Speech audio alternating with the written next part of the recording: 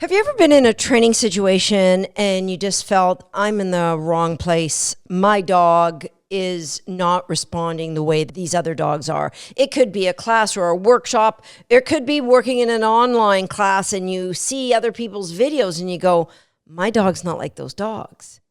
Well, if you've ever thought that, then this video is for you.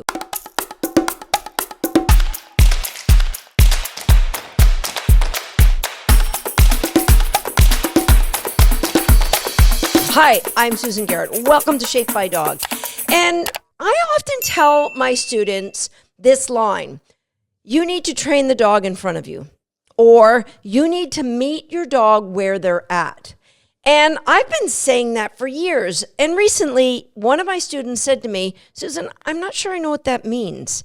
And it dawned on me, I don't think I've ever explained fully. I just assumed people knew what I meant. And so in today's podcast, I'm going to explain more fully what exactly I mean and how you can go about training the dog that's in front of you. Because it's obvious, yeah, the dog is in front of me. I'd like to train her. So how can I do that?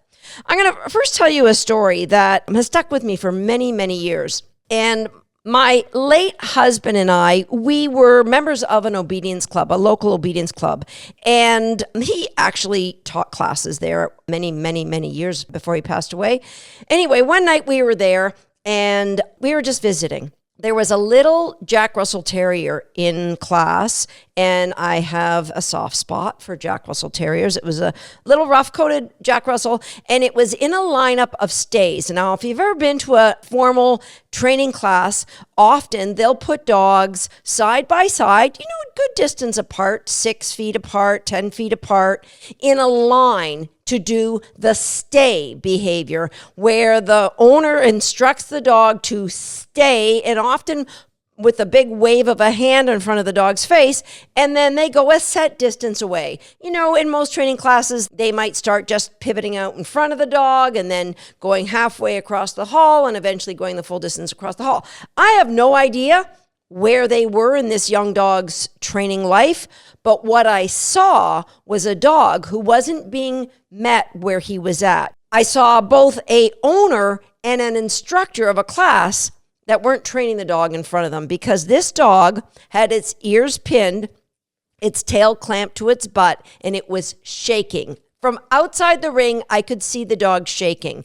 The owner would tell it stay and would go to leave, and the dog would belly crawl and try to follow it. And the instructor would say, correct him. He should stay. And she would give him a pop on the collar and tell him more adamantly stay. And this happened, 2 or 3 times, and I was going wild outside of the class. Now, John, he didn't like to make waves, and he didn't like that I made waves. And I'm like, you got to call somebody, or I'm calling the Humane Society, because this isn't right. And before anybody could do something about it, the woman had left the dog one more time. Now the dog, this poor pitiful soul, was just sitting there quivering, and it was staying. It was like, okay, I'll stay. And what did the instructor do then? Went in behind the dog and banged on the wall. And then, of course, the dog just ran to its owner. And that's when I blurted out, I am calling the Humane Society. And then all hell broke loose. And John said he was never going back there with me again. But that's not the point of my story. The point of my story is that owner was put in a position because she trusted the authority of the classroom. She trusted the design of the classes. She trusted the instructor. She trusted the person of authority. And all of that failed that dog, because when a dog gives us feedback on our training, we need to believe them. Now, if you've been listening to this podcast, you've heard me talk over and over and over again about the 5C pyramid. That is the formula that I do all of my dog training. And my dog training has been so successful, not just for me, but for thousands, tens of thousands of students that have come through my programs. And the first thing we need to do is connect with the dog. And then we need to grow clarity with what our expectations are. Now, if I said to that instructor and to that woman, would you be willing to bet me $1,000 that that dog is going to stay? And if the answer is no, then why are you putting them in that situation? So we haven't got clarity. The dog doesn't know with great certainty what is expected of them. And when they have that clarity, then what we do is we grow the dog's confidence over and over again in different environments. So we generalize good behavior. So the dog is happy to do what you ask, even if it is stay. And then the fourth element is we add challenge. Now that dog was put in obviously a very challenging situation right from the get-go. And then the top of the pyramid is you can add complexity of fancy behaviors if you want. Now, I don't know that class. I don't know that dog. I walked in on and I saw that. And this was my photograph of that moment. But what I would ask that person in that situation is, I'm the instructor, and I would say, now, this has been something we've been doing for weeks. Have you been practicing at home? And they would say yes. Now, would you say the dog has practiced 10 times, 100 times, or 1,000 times? Well, probably closer to 10. Okay. Would it be in one location, one room, 3 rooms, or 10 rooms? Oh, and I just always practice in the same time. Okay. Same room and very few repetitions. What is the chances that this dog is going to do it with the challenge of other dogs? And it was a very busy building with 3 other rings going and a lot of commotion. Why? Why can't we meet the dog where they're at? And the moment you see that that dog is worried, what you would do is say, hey, instead of you working your stay in this row of dogs, why don't you go on the opposite side of the room and you just do your first stay beside your dog? Okay, can we do that? And if the dog can't do that, then the dog, maybe they're not feeling well. Maybe they're just not themselves. It doesn't matter what the reason is. We train the dog that's in front of us. So you might have a dog who in a similar situation is crazy happy because they love people and they love dogs and oh my gosh, I want to see you and I want to see you and I want to see you. And they're just super, super happy. Will you have success getting that dog to do that stay in that situation?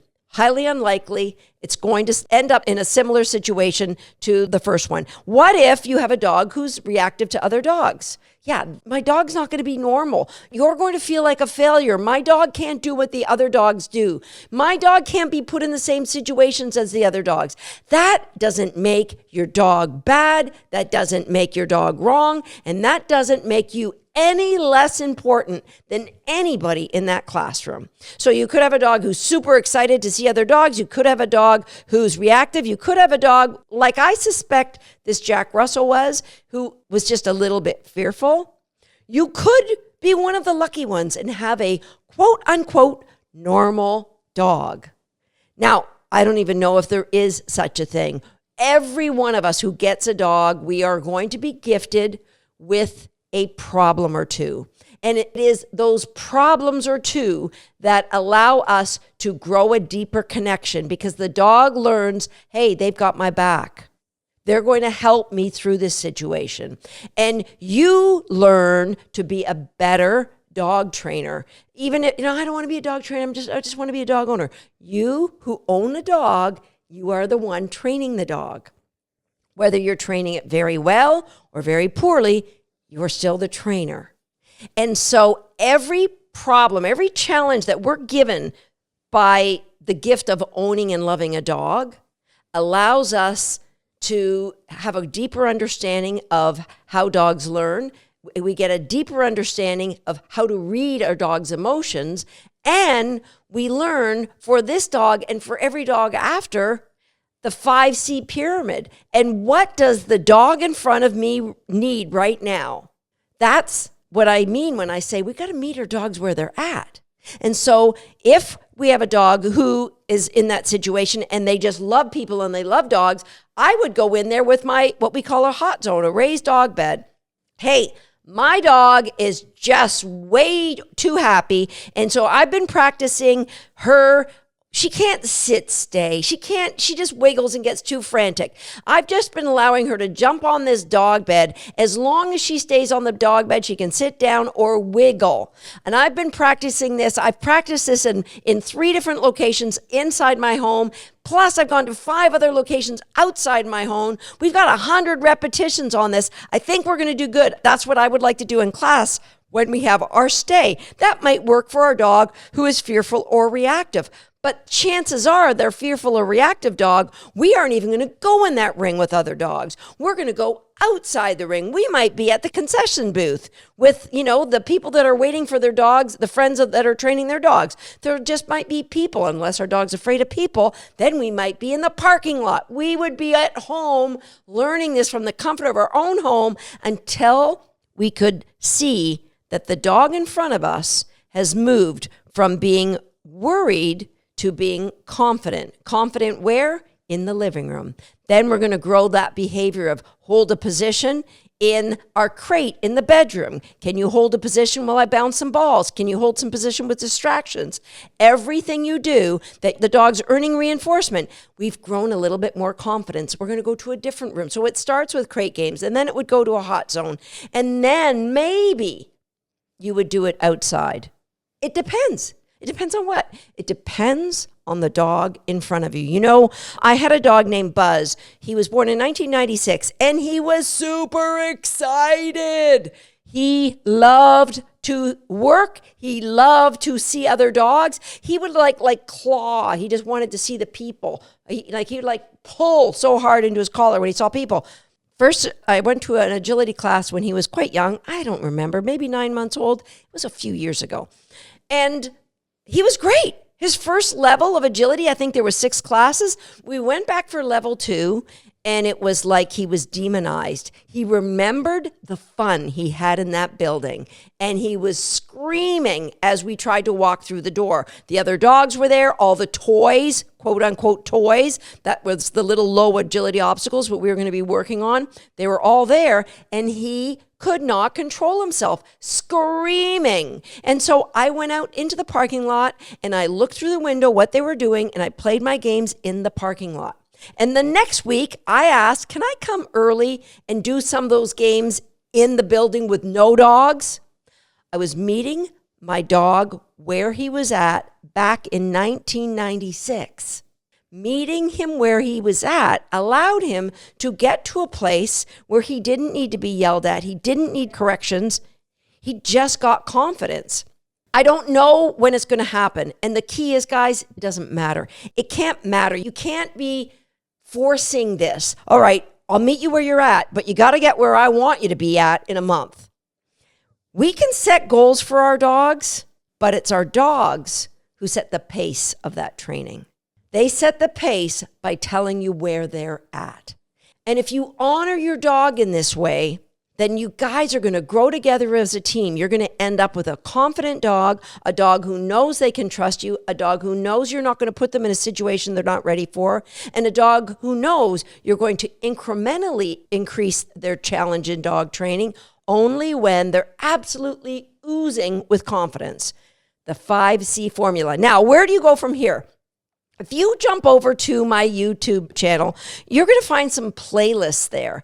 A playlist on targeting would be a great one to look at. And if you're unsure what I mean about the dog showing you their emotions, then go and check out the playlist on your dog's body language. The targeting will give you some great little skills that you can work on at home that will build your dog's confidence, that will help you grow as a team, that will allow you to meet your dog where they're at and help them get to a better place. I hope all of this makes sense, and I hope I can continue to ask you to train the dog that's in front of you, and you go, yeah, Susan, I got it. I'll see you next time right here on Shaped by Dog. Tater hit the target. Now it's your turn. If you're not a subscriber to this page, go ahead and hit the subscribe button now, and be sure to turn on the notification bell so you won't miss another video. And if you are already a subscriber, that's for you. Go ahead and get yourself a cookie.